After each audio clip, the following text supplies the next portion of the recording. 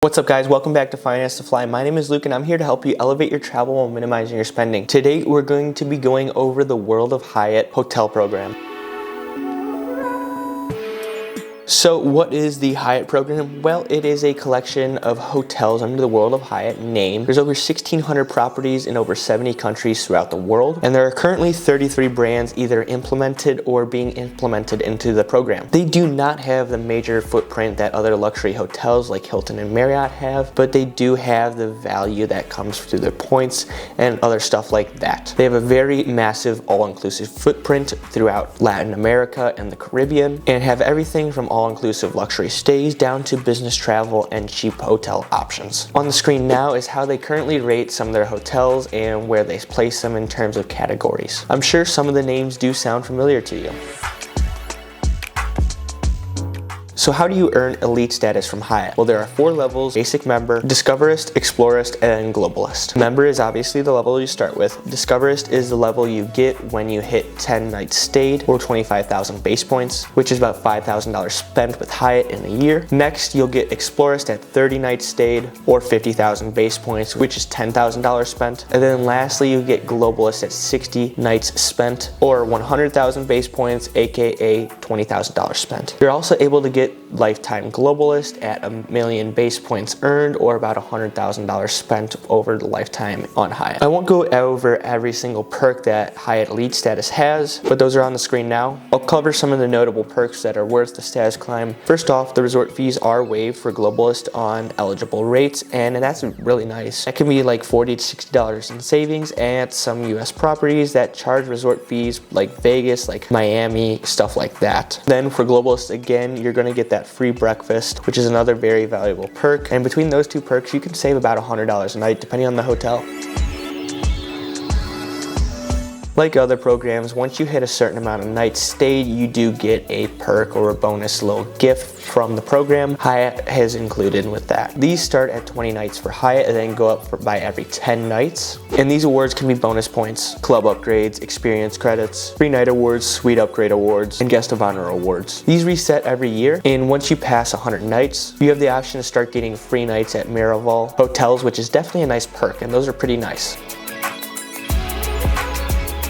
As Hyatt does have a smaller footprint, they don't have the big partnerships that Marriott and Hilton do, as many partnerships as I should say, but they do have a partnership with Avis for rental cars, and then a partnership with American Airlines, which is where the real partnership perks come in. This partnership actually just renewed in early 2025 with some new perks and some new reciprocal benefits. How it works, pretty much for each dollar you spent on Hyatt properties, you'll get 1 American Airlines mile, and then for each dollar spent on American Airlines, you'll get 1 Hyatt bonus point. This is pretty nice reciprocal program to add. And if you spend a lot of money with American Airlines or Hyatt, you can get a lot of points extra. I mean, if you spend, say, $50,000 with American Airlines flying around the world, I know there's some people that do that with business spend based on their company. I mean, that's 50,000 Hyatt points. That can get you a couple free nights depending on where you stay. That's a pretty good deal. I've been talking a lot about these points. How do you earn them? Well, you get 5 base points per dollar spent on Hyatt properties. Some brands do have exceptions, but that's for the majority of their portfolio. And then you can also earn points through experiences, other travel, and then purchasing points. And then you also earn points through status and credit card spend. Depending on the level of status, you'll either earn 10, 20, or 30% bonus points on top of the base points. So either a half, 1, or 1.5 points more per dollar spent on Hyatt properties.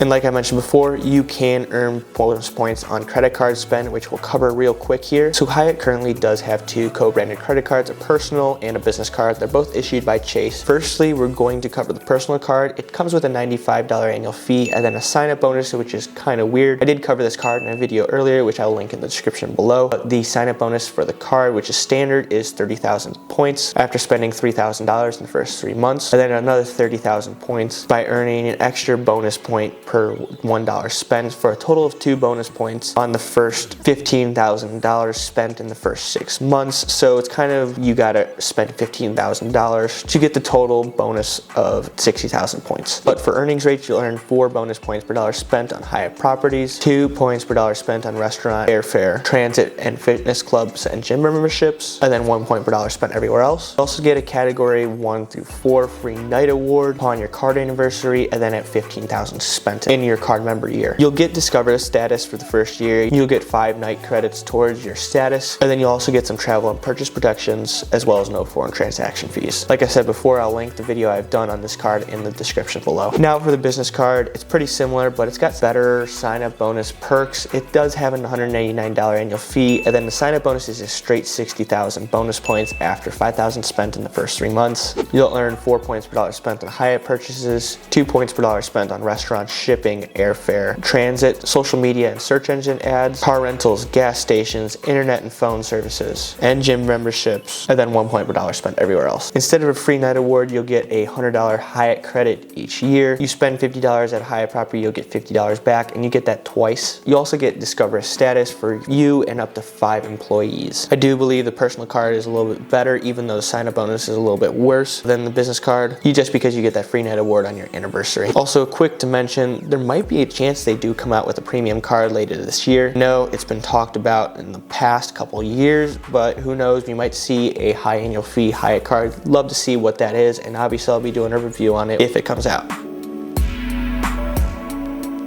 So a small little program that's often overlooked by hotel programs when you're looking at them is your ability to transfer points from hotel programs to airline programs. Like all the other programs, Hyatt does have this option. The list of airlines is on the screen now where you can transfer them to, but pretty much every 5,000 Hyatt points you transfer, you get 2,000 airline miles. It's not the best deal, honestly, especially with Hyatt points. I would not do it unless you have a specific airline redemption in mind that you can't use your hotel points to get as much value for, but still, it's there. Wanted to point it out that you're still able to do that.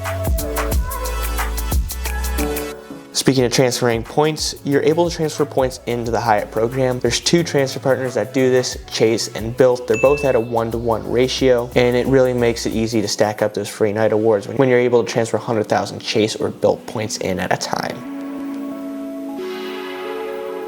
So we've been talking a lot about these points and how they're valuable. Now to show you where you can get good value out of them at some of the higher end properties that Hyatt has in their portfolio. And first, before we even talk about the redemptions, we gotta talk about their award chart. They have 8 different categories, 1 through 8, depending on how many points you spend. They're on the screen now, obviously. And then you have off season, you have high season, and then you have standard award rates. So pretty much you get a nice 3x8 chart that you can use to determine what award night you'll be getting when it comes to paying for a hotel with award points. Hopefully they do not switch to dynamic award rates, because this is kind of the cream of the crop when it comes to hotel programs. This is what everyone likes, and it gets you good value for your points. But let's jump in to see what these redemptions are like. For this first redemption, we're going to look at booking a property that isn't even open till July. It's the Park Hyatt in Cabo. Something I forgot to mention, the great thing about Hyatt is not only the award chart, but the fact that you can book suites with points, and it's kind of in a basic chart, just like standard award rates. With this as example, you're not able to book a standard room rate with award points, but you are able to book a suite, and those suites start at 61,000 points a night. And depending on which room you're choosing, you're gonna pay either $1,440 or $1,620 per night with cash. When you divide the cash rate by the points amount, you end up getting a 2.36 cent per point rate, and then a 2.65 cent per point rate, which are both really good rates for Hyatt, and it's pretty much how to tell how much value you're getting out of each point you earn with Hyatt. Next up on the list, we're going to go to the other touristy part of Mexico, Cancun. Hyatt has a bunch of properties over here, and a lot of them are all-inclusive, and I really like booking all-inclusive hotels with points, because that really eliminates all the costs of travel other than the airfare you have to get to the hotel, which is really nice. That being said, the all-inclusive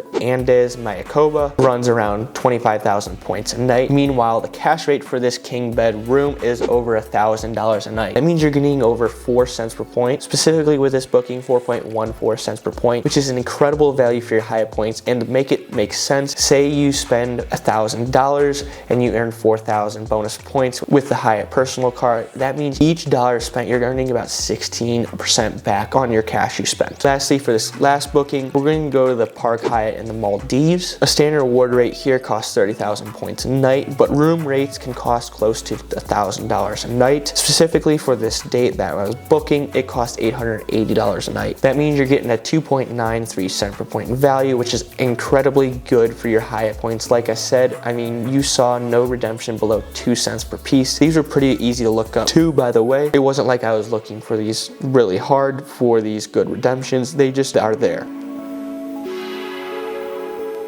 All in all, I do really like the Hyatt program. I do like how the point redemptions are standard. You got the award chart. You're also able to book suites on award points. I just wish it was a lot easier to earn Hyatt points, but I guess that's what makes the program so good, is that it's hard to earn award points, and when you do, it's easy to spend them on good properties. But all in all, what do you think? Do you stay at Hyatt? Do you have any of the Hyatt cards? What do you think of their award chart? Do you think it'll go away, or do you think they will keep it for another couple years? Let me know down in the comments below, and if you could hit that like and subscribe button, it would be greatly appreciated. Until next time, have a great day.